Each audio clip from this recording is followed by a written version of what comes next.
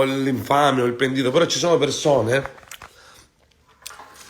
che scrivono peggio di me quando fanno i testi, però siccome Nico Pandetta è Nico Pandetta non lo può fare, gli altri sì. Non so cosa devo fare, però, ragazzi, mi sa che io sono nervoso, ragazzi, mi sa che io cancellerò pure Instagram, no, cancello Instagram no, però mi sa che, ragazzi, io live non ne faccio più. Ora l'unica soluzione, non so, aiutatemi voi, non so più cosa devo fare, ragazzi.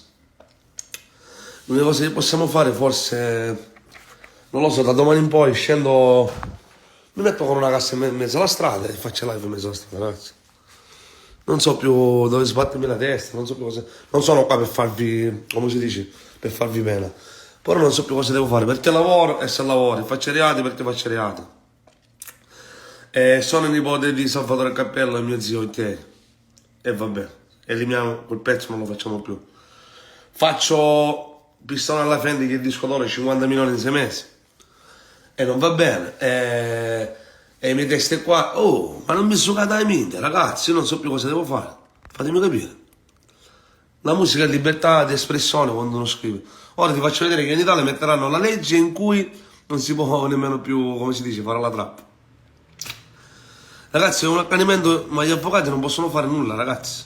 Non possono fare nulla perché gli avvocati non possono fare nulla. Punto. Non possono fare niente perché loro fanno praticamente, fanno i mafiosi, li fanno loro. Se ne vanno nei locali, minacciano nei locali e poi chiedono di collaborare con loro. Collaborare, un ragazzo che ti riempie le discoteche, regala dei sorrisi, sblocca i paesi, perché quando canto io senza offesa, sblocca i paesi.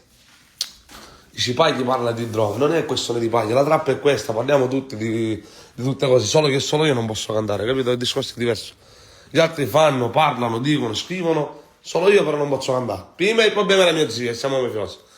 Ora il problema è Nico Pandetta. Ora il problema sono i testi. Ma insomma, non so cosa devo fare, ragazzi. Non lo so.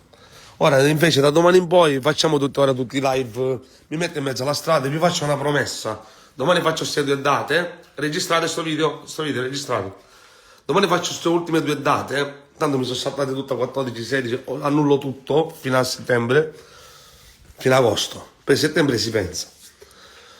Ragazzi, da domani in poi, come torno dal tour dopo il Ferragosto, metterò le storie e farò un live in mezzo alle strade. In mezzo alle strade, ragazzi, in mezzo alle strade. Farò live in mezzo alle strade, senza preavviso. Una cassa e un microfono. Vediamo un po' cosa succede.